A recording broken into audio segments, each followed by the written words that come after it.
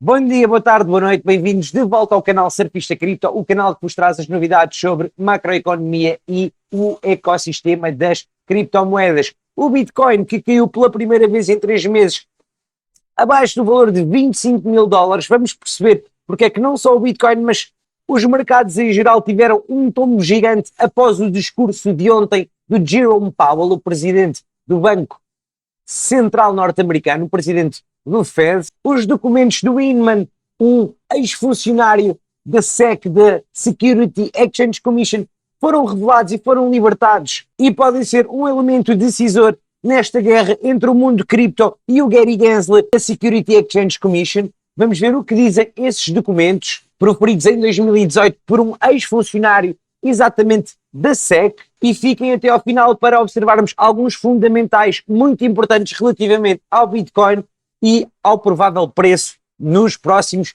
tempos. Teremos também o maior logo de Bitcoin mundial feito por pessoas, vamos descobrir em que cidade foi feito e vamos ver imagens também desse super logo do Bitcoin criado por apoiantes da rede. Fiquem até ao final, disse muito mais hoje no canal. No índice do medo e da ganância, passámos para o medo depois da queda de ontem após o discurso do Jerome Powell. À hora da gravação temos o Bitcoin precificado nos 24.866 dólares, com o Ethereum nos 1.632 dólares. Ou seja, vemos quedas de 4,20% e de 6,5% no Bitcoin e no Ethereum, respectivamente, nas últimas 24 horas. As bolsas norte-americanas, que provavelmente negociarão todas hoje no vermelho. Na Europa, vemos também a maior parte das bolsas a negociar no vermelho. Meus caros, pois é, após o discurso do Jerome Powell, que não subiu as taxas de juros como era esperado pelo mercado, ativos de risco tombaram, portanto, não só criptomoedas, como também os mercados em geral. Vamos perceber porque é que isso aconteceu. Que, apesar de não subirem a taxa de juro, o Jerome Powell veio com um discurso muito hawkish, dizendo que provavelmente as taxas voltariam a subir mais 2 vezes até ao final do ano. Na sessão de perguntas e respostas, houve perguntas muito bem direcionadas, entre as quais houve uma que eu retive, que foi: porquê parar com as taxas de juros agora se vamos continuar a subi-las? Não vale mais subir já as taxas de juros que têm a subir, chegar já àquele ponto dos 5,6% de taxa de juros que o Fed quer chegar, para depois termos um soft landing e os mercados começarem a recuperar? Portanto, esta pergunta foi feita ontem na sessão de perguntas e respostas após o discurso do Jerome Powell, e eu tenho uma teoria relativamente a isto. Eu acredito que o Jerome Powell ou que o Fed estão preocupados com a crise bancária, que tem estado silenciosa nos últimos 2 meses, mas que estão preocupados principalmente com os pequenos e médios bancos, que estão sem negócios neste momento, que estão agarrados a títulos do Tesouro norte-americano, a bonds de longa duração, que só vão vencer daqui a alguns anos, e portanto eles estão com medo de quebrar mais bancos e estão a dar tempo para que o sistema bancário se organize e eventualmente evitar uma derrocada no sistema financeiro e bancário norte-americano. Esta é a minha teoria. Para mim não faz sentido pararem com as taxas de juros, mais valia subir tudo para depois começarem a recuperar o mercado. Vimos os números de inflação que saíram na terça-feira, foram positivos, portanto, uma jogada um tanto ou quanto estranha, e o Jerome Powell, que provavelmente anteviu que uma pausa na taxa de juros ia promover um rally nos mercados de ativos de risco, não só criptomoedas, mas também os mercados tradicionais, antecipando esse rally, veio com este discurso mais hawkish para esfriar os ânimos em Wall Street e dos investidores em geral. A verdade é que os bancos continuam a pedir dinheiro emprestado ao Fed e a indústria continua a lutar contra uma crise de confiança e uma crise de liquidez, principalmente. Vamos ver como é que isto se desenrola, com o Banco Central norte-americano a tentar defender o setor bancário, sendo esta a minha teoria. Foram revelados também na terça-feira os Inman Documents. Bill Inman é um ex-diretor da CMVM norte-americana, chamemos-lhe assim, portanto a SEC, e ele em 2018 fez um discurso que o Gary Gensler tentou abafar e tentou que não viesse a público, e o juiz decidiu agora, neste processo contra a Ripple, que estes documentos teriam que vir a público e não poderiam ser sonegados das massas. E o que é que dizem esses documentos? Basicamente, Bill Hinman diz que o Ethereum é descentralizado e que o Ethereum não pode ser considerado uma security. Portanto, isto pode ser um revés nesta guerra que temos estado a observar, nesta operação Choke Point 2.0 contra o mundo cripto.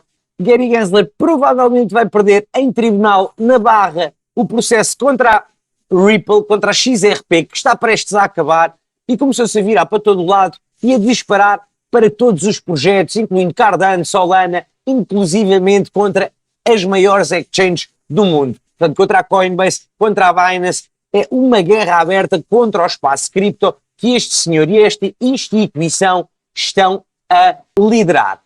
E a verdade é que estes documentos podem virar o rumo da guerra. Quem se ressentiu também do discurso de Jerome Powell foi o Bitcoin, que caiu pela primeira vez abaixo do valor dos 25 mil dólares em 3 meses.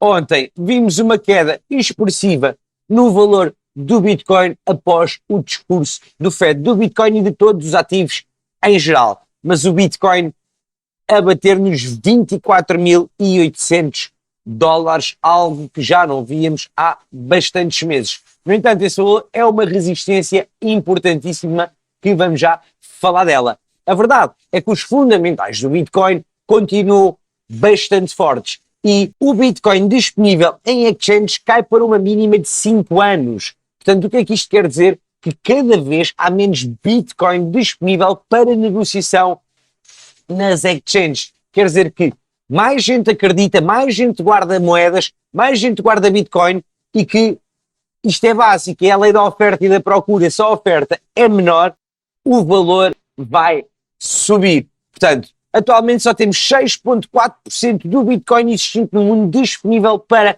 negociação. E este valor continua a descer. Portanto, a última vez que vimos esta quantidade disponível ou esta porcentagem disponível em exchanges para negociação foi em fevereiro de 2018, antes dos últimos bull markets de 2021.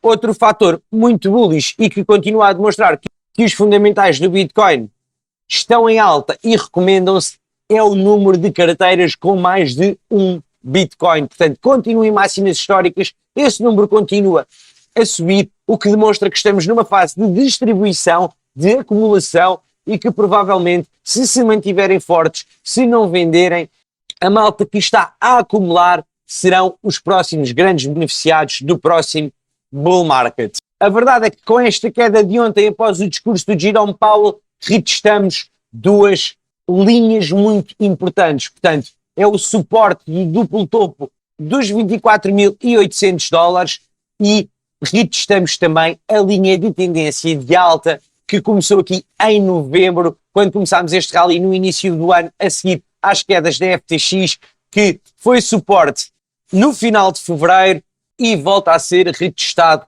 agora. Portanto, muito importante mantermos este suporte para o valor do ativo no médio prazo.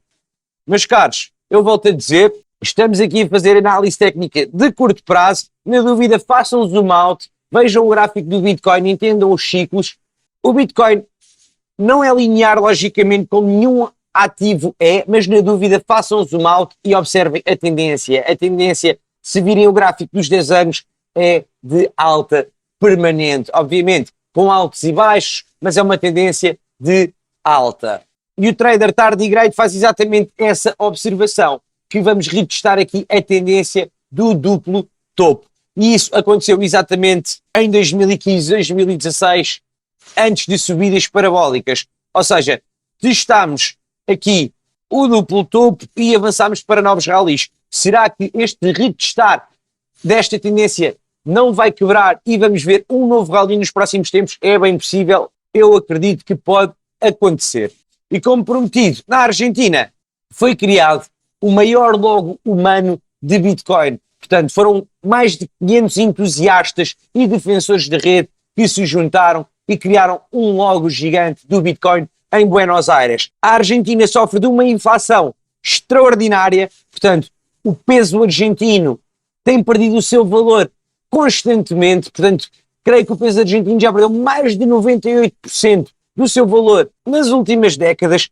É um caso, tal como a lira turca, é um exemplo de bancos centrais imprimirem constantemente dinheiro de forma irresponsável e levarem as suas moedas nacionais a valerem quase pó, e é natural que seja nesses países que mais gente se vira para o Bitcoin, que começa a entender o Bitcoin e que defende o seu património neste ativo escasso que é o BTC.